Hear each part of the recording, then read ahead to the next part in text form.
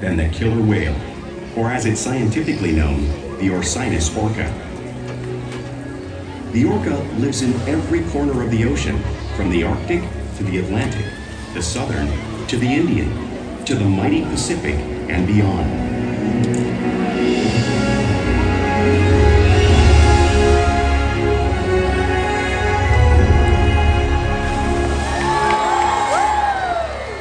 This whale story is the ocean's story, and it is one we all share.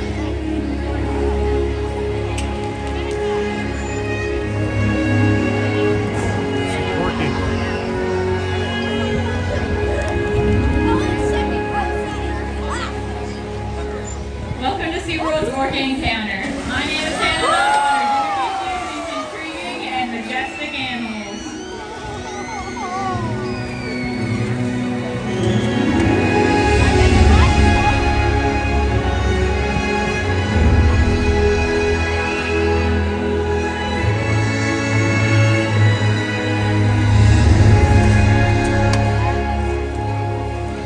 There's nothing like seeing killer whales up close and learning about them and their natural behaviors.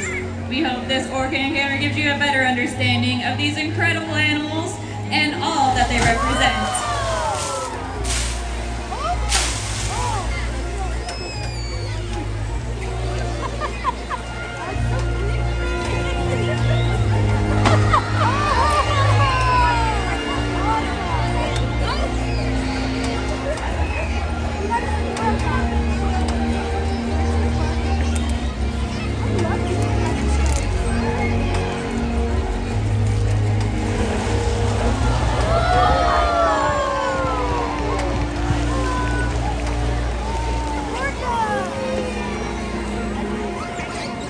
While they are found in every ocean, orcas living off the coast of Iceland are quite different than those near Costa Rica. In fact, there are at least 10 types, or ecotypes, of killer whales. An ecotype describes the differences between killer whale size, physical form, prey, social structure, and habitat. As you can see, the differences are subtle, but noticeable when compared side by side. Orcas are adapted perfectly to their environments. And even the whale's black and white coloration has a purpose. It camouflages the outline of their bodies in the water, making it easier for them to surprise and catch their prey.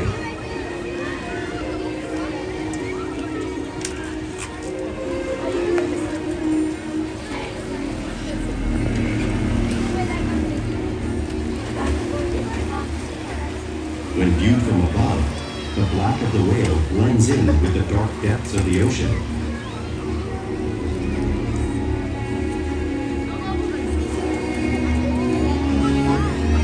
When viewed from below, the orca's white bellies match the brighter surface of the water, blending with the light above, giving them the perfect camouflage.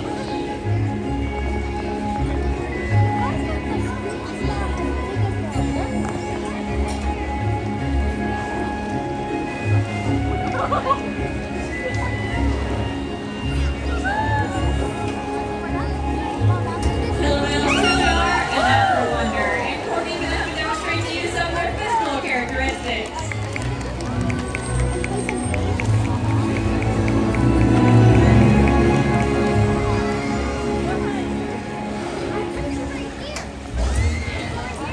Their blowhole is perfectly designed for catching a quick breath of air at the surface of the water.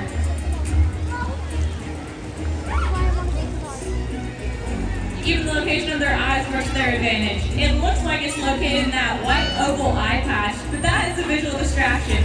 They're actually located in the black area just in front, camouflage from thrashing prey. The fin on the whale's back is called a dorsal fin. It helps stabilize orcas while they swim. It also helps regulate their body temperature. Since there is no bone or muscle structure in this fin at all, sometimes you may see it curve. The flippers on either side of their body are called pectoral flippers, and they're mainly used for steering and stopping. Pectoral flippers have 5 bony digits inside of them, just like the human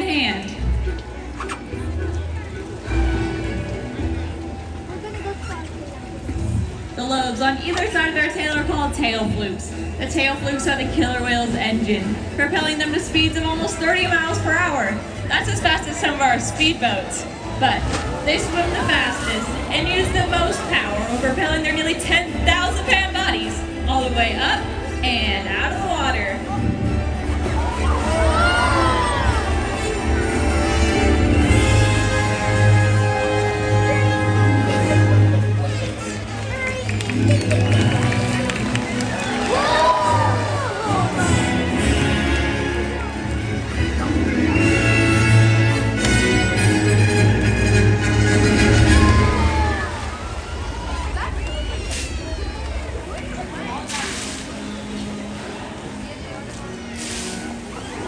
Killer whales are highly social animals with a well-defined social structure.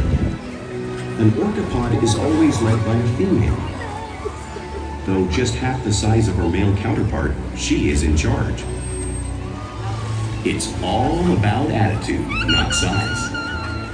Because they live and work as a group, orcas need to communicate with sounds and body language. Orcas use clicks for echolocation or navigation.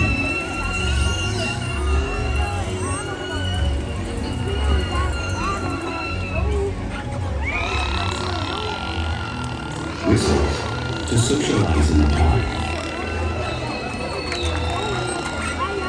And calls for group coordination and hunting.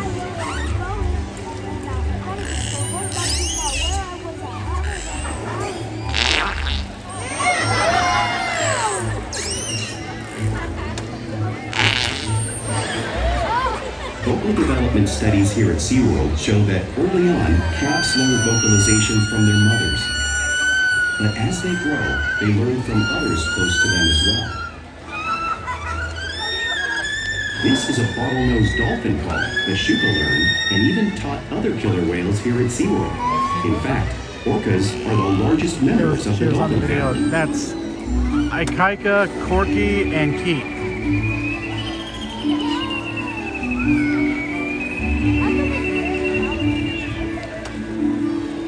Whales here and in the wild use vocalization to communicate all the time. Like all animals, killer whales use body language as a form of their communication. They can use pectoral slaps at the surface of the water to show dominance or to get noticed. For example, a mother might use a peck slap to get her calf's attention. Oh, here we go. We're not gonna get wet, she's just gonna do But when they really want to be heard, they breach.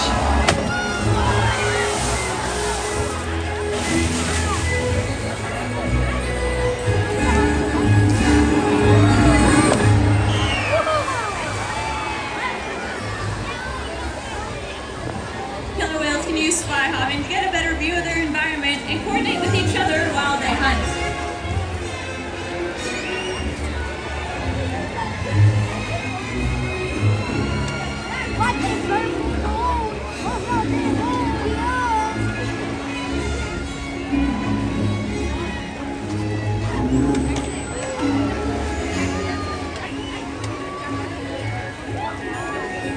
Fluke slaps are another form of communication that killer whales can use in the wild.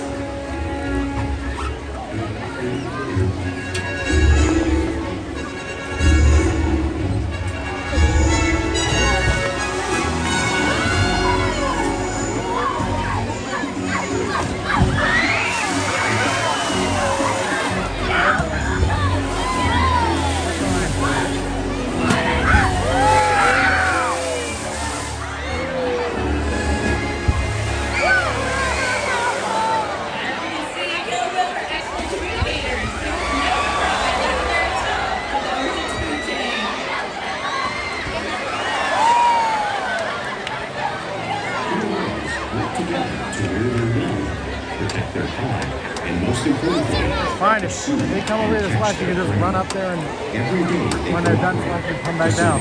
In the wild oceans of the world. The orca's hunting techniques are as varied as the whales themselves. Norwegian killer whales will circle herring, herding them together. The whales use sounds to coordinate with each other and to disorient the herring.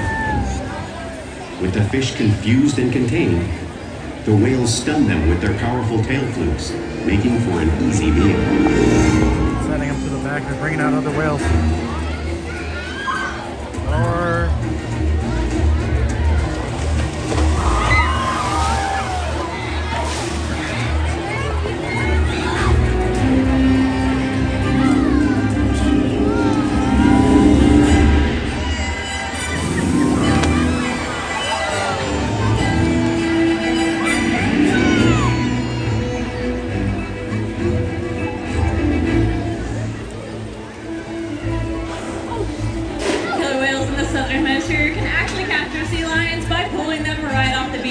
Watch as Ikaika demonstrates a similar behavior right here at the front of the pool.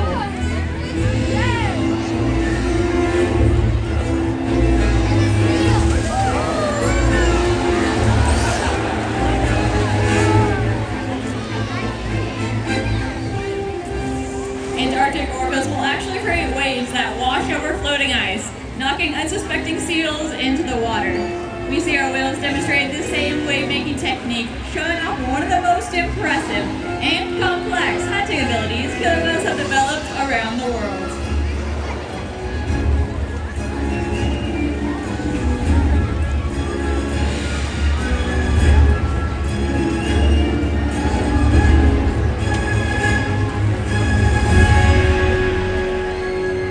Now you've just seen these waves crashing in front of you, but you can't truly imagine the amount of water displaced until you experience it for yourselves. Luckily, I have a very special volunteer who is going to get to feel the power of the killer whale in that 55-degree salt water. So come on down, guys. And take a seat right here on your iceberg. Come on down and take a seat right here. Are you guys ready? Alrighty, alright. Who's ready to see him get wet? I know we can wet him that. Who's ready to see him get absolutely soaked? They're not even wearing ponchos. That's very, very brave.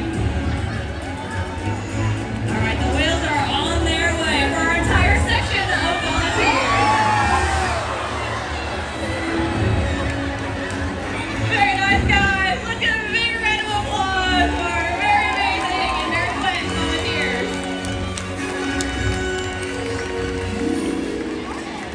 Now, because killer whales live in all parts of the ocean, it's no surprise they eat all types of prey, including other whales.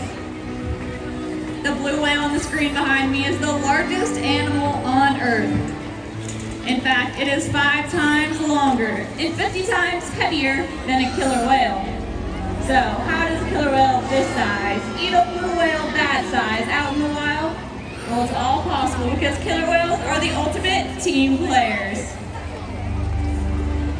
Come on, slide us.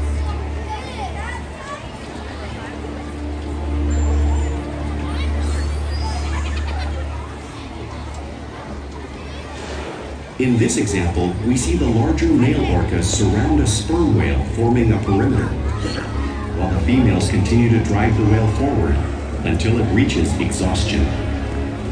The calves then move in to join the adults in the group. Whatever their prey, killer whales always cooperate and hunt together, making them a highly successful predator.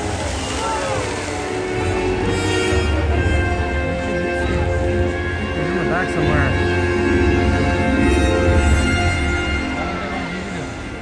I don't know. But they had them in the Dine with Orcas. Play is an important part of everyday life for killer whales. Oh. It's how they teach their young to hunt and practice their skills as they Shouka. grow. Wonder who else they have back there. Killer whales are always showing off their playful side, both out in the wild and right here at SeaWorld.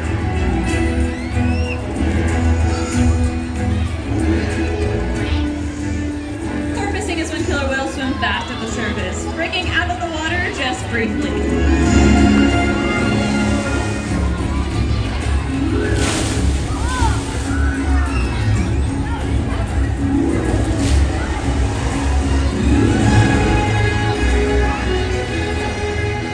You can see them doing this when catching a ride in the wake of a boat or when surfing in an ocean wave.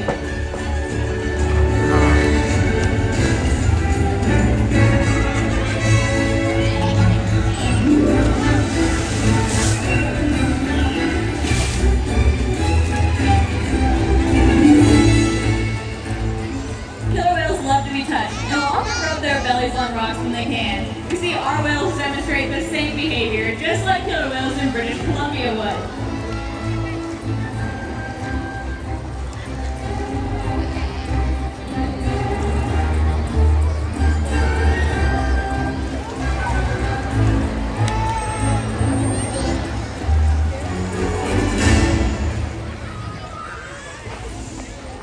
Killer whales in the wild also imitate each other. We see it here at SeaWorld all the time. The whales are constantly mimicking and learning from one another.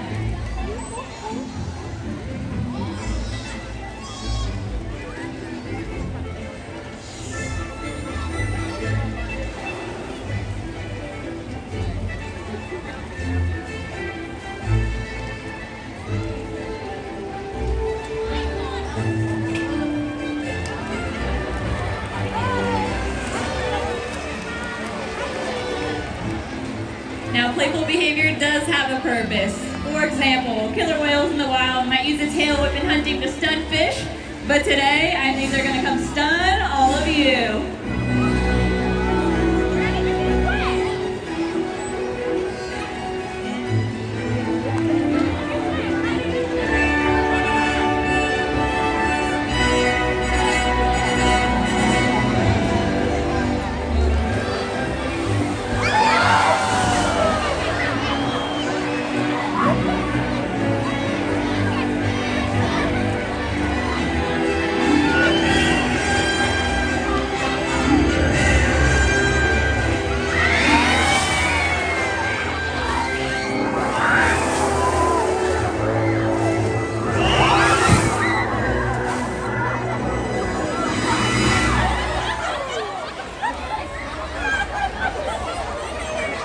That's how it moves.